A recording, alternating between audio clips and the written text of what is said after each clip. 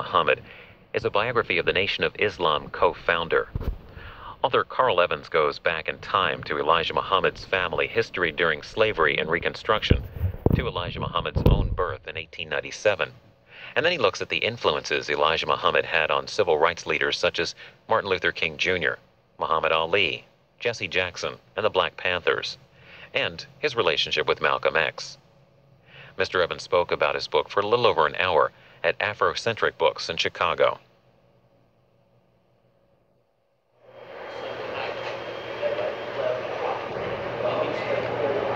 Hi, good evening. I'd like to welcome you to Afrocentric Bookstore, the first African-American bookstore in downtown Chicago. My name is Desiree Sanders. I'm the president and owner. I'm pleased to present Mr. Carl Evans, author of The Messenger, The Rise and Fall of Elijah Muhammad. I'd like to tell you just a little bit about the author. Carl Evans is an online editor at the Washington Post. He has appeared on The Oprah Winfrey Show, MSNBC, and Tony Brown's Black Journal as an expert on the Nation of Islam, Malcolm X, and Minister Louis Farrakhan. He is the author of The Judas Factor, The Plot to Kill Malcolm X, and he lives in suburban Washington, D.C. Please join me in welcoming Mr. Carl Evans.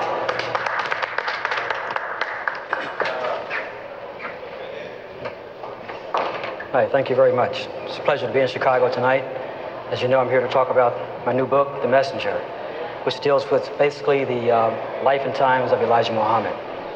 When I came here, I thought of a song by Gene Chandler called River of Tears, because in that way, in that sense, Elijah Muhammad's story really began with an ocean of tears. And that ocean, of course, was the Atlantic when they first brought slaves to America. This, of course, is an illustration of a slave ship. As you can see, the slaves are packed on basically like sardines.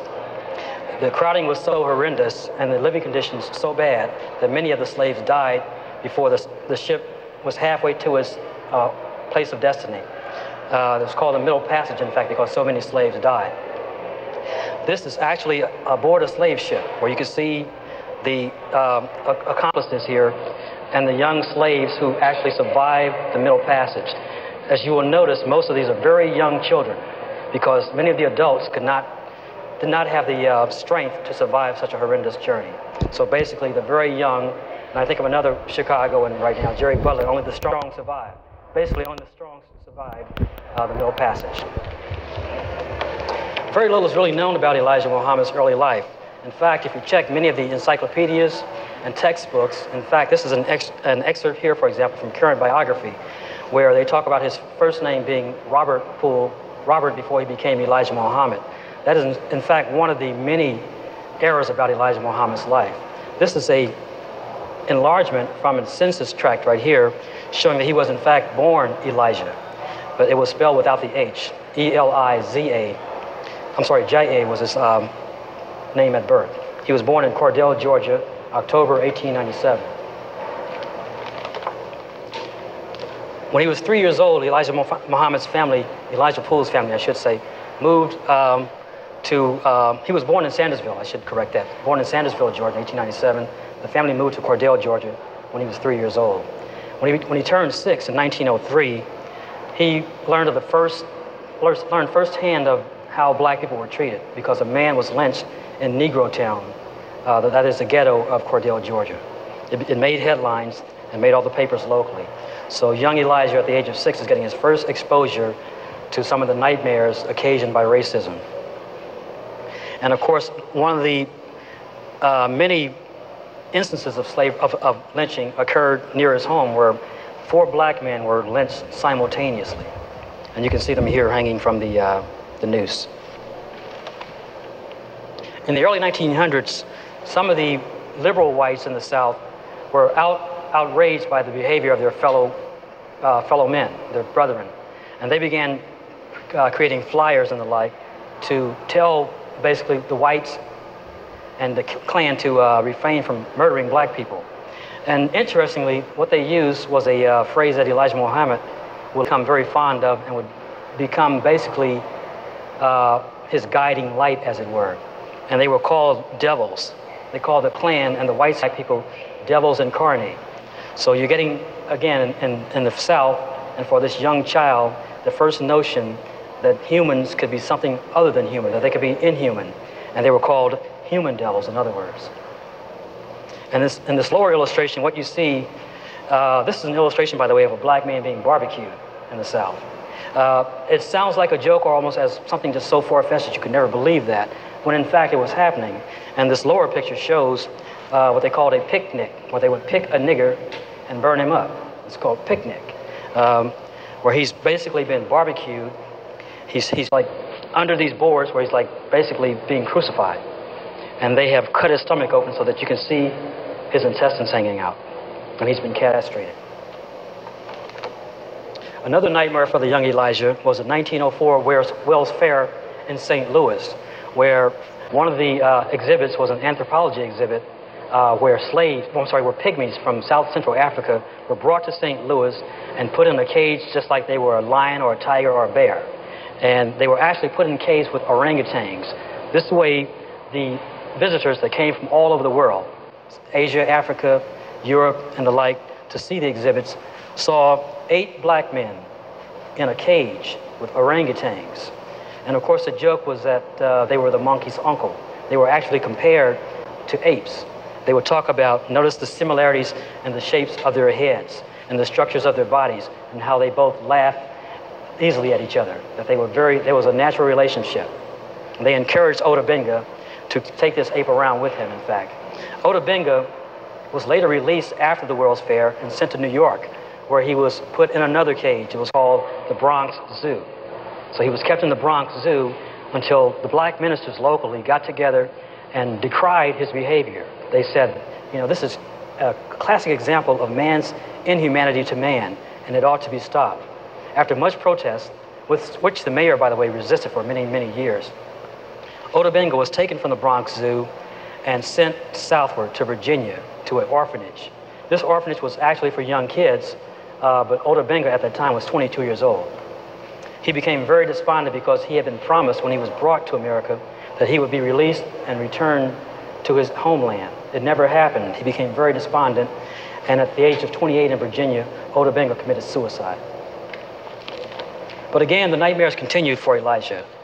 At the age of 9, April 1906, there was a report to the President of the United States, President Taft, by a leading physician who reported that the black race in this country was dying out. He said consumption was really decimating our people, the African-American people. But at the same time, of course, there was wanton violence against blacks that was really our main concern. I think it was more of a threat than tuberculosis and many of the other diseases. On Christmas 1906, there was talk of a race war, a showdown, Armageddon, between the white races and between the white and black races. So again, you're talking about a very young man, 9 years old, who's constantly being barraged with talk of race wars, human devils, and the evils of the white man. Also bear in mind that Elijah Muhammad's father was a Baptist preacher, and he was from the Fire and Brimstone School of Preaching. That is, many of his lectures or sermons were riddled with talk of the end of the world and how the black man was the original people in the Bible who had survived 400 years of slavery, and that the white man was a Pharaoh, as he said, or the devil. And so again, young Elijah is learning all this long before he ever heard of Islam. This next illustration involves Elijah Muhammad's first encounter with the horrors of lynching. When he was 15 years old, an 18-year-old friend of his, Albert Hamilton, who was a horse and carriage driver or a hack in Cordell, Georgia, was accused of raping a white girl in the center of town. A white lynch mob got together and apprehended young Hamilton, and after lynching him, they shot him more than 300 times. It was Elijah Muhammad's family who helped retrieve Hamilton's body from the tree and to take care of the burial services.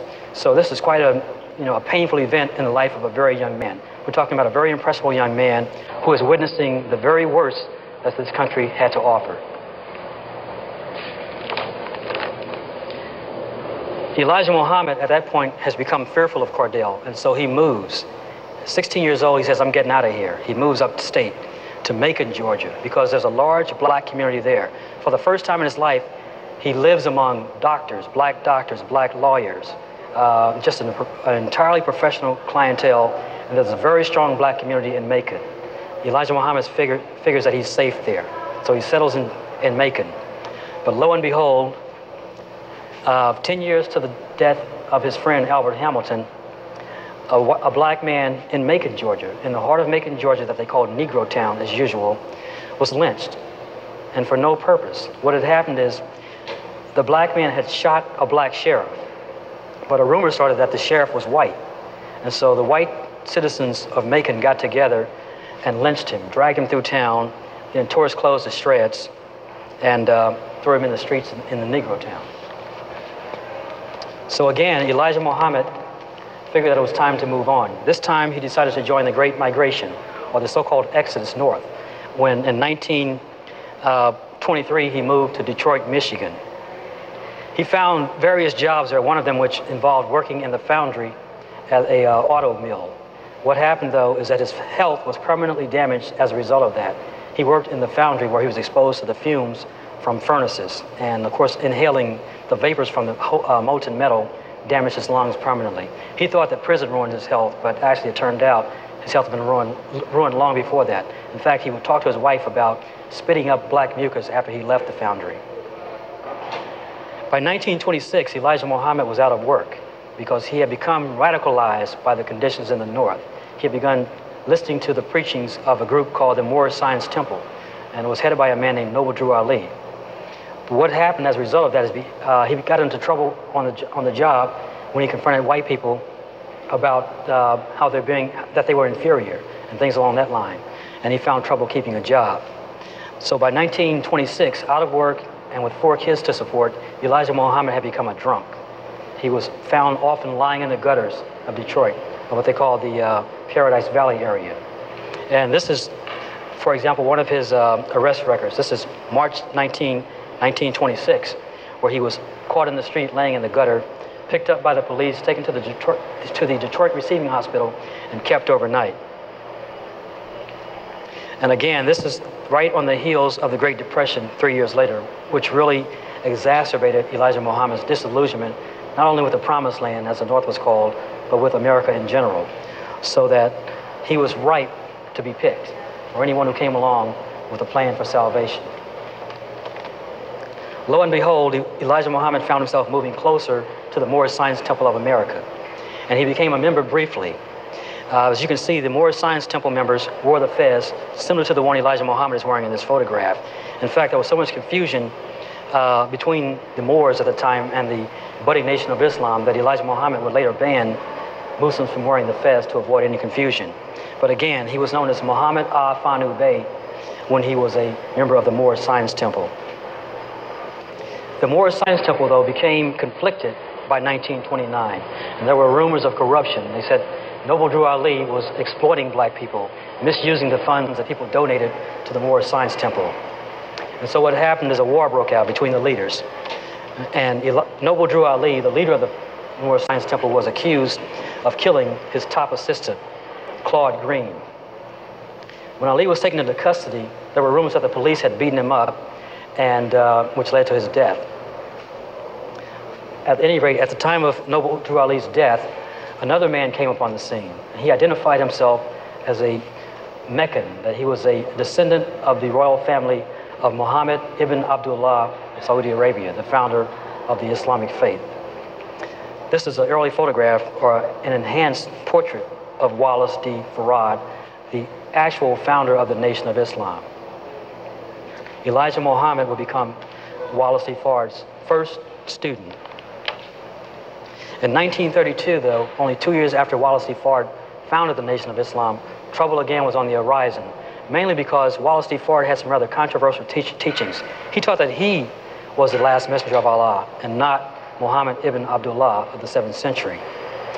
And he also taught his followers that if they killed 4 white people, or a combination of white people and blacks who were traitors to the black race, that they would automatically go to heaven and receive a star and get a free trip to Mecca. One of these believers, Robert Kareem, took Wallace D. Farad's teachings to heart, and he began to take on victims. His first victim was a black man that he had laid on a table or an altar, a makeshift altar in his apartment, and ran a knife through the man's heart. The man survived and tried to escape, and at that point, Kareem took an axle from a car, part of an axle at least, and bludgeoned the man to death, and then stabbed him several times in the heart to complete the sacrificial murder. When neighbors found out about the murder, they summoned police. And the police, 2 days later, as you can see, this happened on November 21st, 1932. 2 days later, the police went to the Fraymore Hotel in Detroit, where Wallace D. Fard set up shop, where he lived, basically. They arrested him as an accessory to murder. And this is the copy of the arrest record. He was identified as a 34-year-old black male. And here, of course, is one of the early flyers asking black people to join the Nation of Islam. What had happened also is that Fard was a very popular man in Detroit. Even though he was white in appearance, he said that he was Asiatic. He had attracted more than 7,000 members to the Nation of Islam by 1932. This was the height of his power. After this sacrificial murder, though, things became bad for Wallace D. Fard. The police were constantly on him. They asked him several times to leave the town. And the black community, the Urban League and the NAACP had also asked that Fard be driven out of Detroit. He stuck around, though, because he had a very large nation, as he saw it, to govern. 6 months after the arrest of Fard, he was arrested again. This was in May of 1933. As you can see the date on this arrest photograph, or mugshot, May 26, 1933. This becomes important because this is Wallace D. Fard's arrest record right here, and Elijah Muhammad has written several times that Wallace D. Fard was arrested and driven out of Detroit in May of 1933, May 26 to be exact. And again, notice this though, when he's arrested the second time, he's identified as a 33-year-old white male. This, by the way, is Fard's arrest record, I'm sorry, FBI file, which is available on the web for anyone who has doubts about something you may hear here tonight. It's at fbi.gov, fbi.gov. You can read Wallace D. Fard's entire main FBI file, over 800 pages. This photograph and these documents are also on the website for independent verification. Something strange happened after Wallace D. Fard ran into trouble with the FBI and the local Detroit Police Department. Elijah Muhammad began producing a paper called The Final Call to Islam, not to be confused with The Final Call that's published by Louis Farrakhan. This was the first edition of The Final Call to Islam. This is actually the third issue of The Final Call. Note here that Elijah Muhammad is identified not as a prophet, as he would later be identified, but simply as a minister of the Nation of Islam. Note also here that prophet, or Wallace D. Fard, is not identified as Allah, as he would later become identified with by the Nation of Islam. But he's identified as the prophet Fard Muhammad. Very important distinction to make. Also notice here in this last segment of the paper where he's identified, where he's quoted as saying such: "There is no God but Allah, and Muhammad, and Fard Muhammad is his prophet." So again, Fard insisted that he not be considered a messianic figure in terms of the deity. He urged Elijah Muhammad personally not to call him God. Elijah Muhammad had said once to him that, "I know who you are, you're God." And he said, don't ever say that again, because first of all, people will think I'm crazy and they'll think you're crazy too, so don't even go there. But nevertheless, after Fard disappeared in April of 1934, Elijah Muhammad began to change the teachings. And gradually, in 1935, he began teaching that, again, that he was the Messiah, that he was the last prophet of God, and that Wallace D. Fard was God himself. This caused a major conflict in 1935, when Elijah Muhammad's younger brother, Khalat, accused Elijah Muhammad of heresy. He says, "What you have done is twisted the teachings of Wallace D. Fard and made them something that they are not." And so there became a blood feud between Elijah Muhammad and his younger brother, Khalat. Elijah Muhammad was threatened with death by his own brother and by other Muslims, and they ran him out of Detroit. For the next 7 years, Elijah Muhammad was on the run from what he called the hypocrites, when in fact they said he was the hypocrite. In 1942, Elijah Muhammad's luck but the law ran out. He was caught on May 8, 1942, in the black community of Washington, D.C., on U Street by the FBI. And you can see him here being taken into custody by an FBI agent. The story made the front pages of the Washington newspapers, as you can see from this illustration here, of the Washington Evening Star. And this is an early mugshot when he was taken into custody. After he was convicted for draft evasion and for counseling draft evasion, he would spend the next 3.5 years in prison at Milan, Michigan. He was released in 1946, and within a year after his release from prison, he would meet his first and most important student, a man named Malcolm Little. Malcolm Little was born in Omaha, Nebraska, 1925. A brilliant man. At the age of 10, he was a top student in a predominantly white school. This is an early picture of Malcolm X, of course, and you can see the brightness and the potential written all over his face. But 10 years later, you can see that he's become a hoodlum.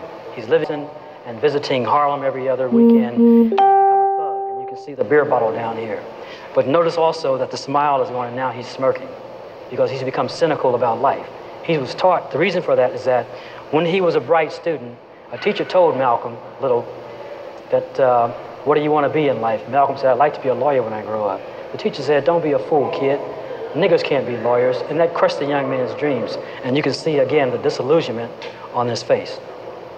But in prison in 1948, Malcolm Little discovered the Nation of Islam and the teachings of Elijah Muhammad, and he changed his life. He stopped eating pork, as Elijah Muhammad advised, stopped smoking, stopped drinking, and cleaned himself up. And he began to believe, like Elijah Muhammad, that Wallace D. Fard was God himself. Once he became a Muslim, you can see that the natural glow and the natural potential of life has returned to his face. He looks happy again, just like he did as a child. And he looks like a man who's going somewhere. And in fact, he was. He became the most important element in the Nation of Islam. When Malcolm joined the Nation of Islam and was released from prison in 1952, Elijah Muhammad had only 400 followers. Within a year of Malcolm's release and his ministership, he had more than 1,000 followers. And this escalated exponentially over the next several years. But Malcolm X wasn't the only bright star that Elijah Muhammad attracted. He also attracted a young boxer in 1958 known as Cassius Clay, who would later become Muhammad Ali. This is a photograph, of course, of Muhammad Ali listening to the messenger, as Elijah Muhammad would become known, at a Savior's Day convention, which is an annual celebration by the Muslims of the birth date of Wallace D. Fard. Also, at the same time, though, the FBI becomes concerned about the growing power of the Nation of Islam. They said, this fellow Malcolm X is someone that we have to watch closely. And they said Elijah Muhammad, as his instructor and leader, needs to be watched as well. And so they began something called a counterintelligence program against the Nation of Islam.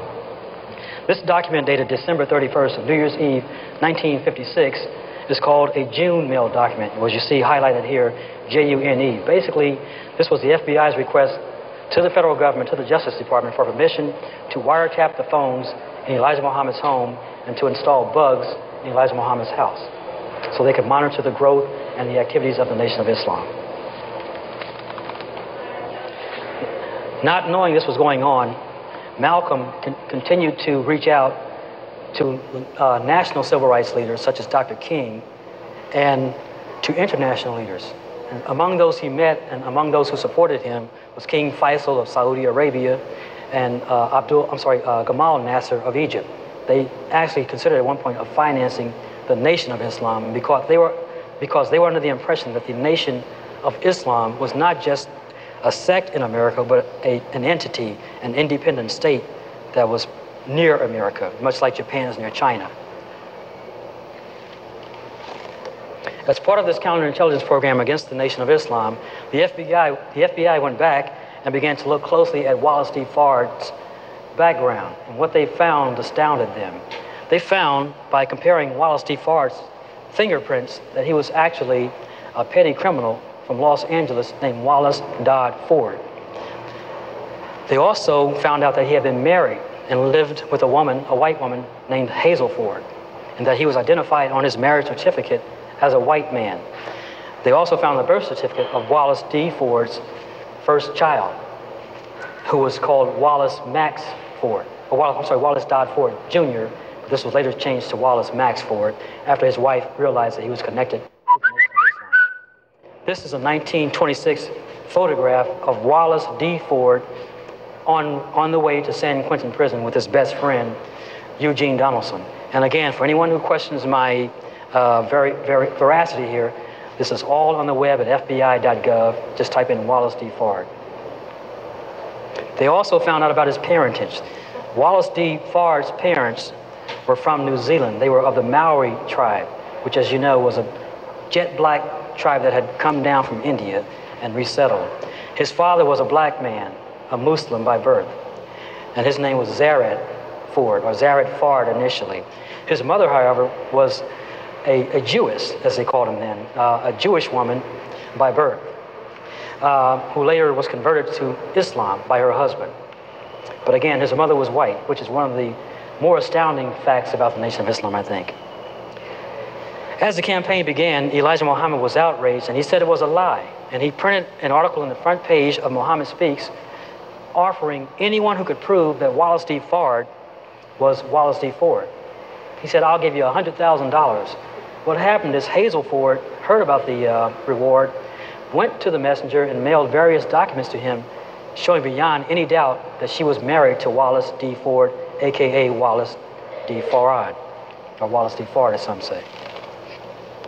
Nevertheless, the campaign failed. Elijah Muhammad refused to pay Wallace D. Ford's wife the money because she said the fingerprints that I just showed you were doctored by the FBI. She went home empty-handed. But this is early January 1957, and the FBI is beginning to reap the rewards of its wiretaps on Elijah Muhammad. They find out that he's living in an apartment which is visited by several of his young secretaries. And not only that, they find out that his wife is suspicious of the activities of her husband, and that she thinks he's having affairs, which turns out to be true. They tape conversations where she's talking about leaving Elijah Muhammad over his infidelity. They also find out that Malcolm X has become the most powerful man in the Nation of Islam, and that Elijah Muhammad's children and his top ministers are jealous, and that they want to move Malcolm X out of the picture.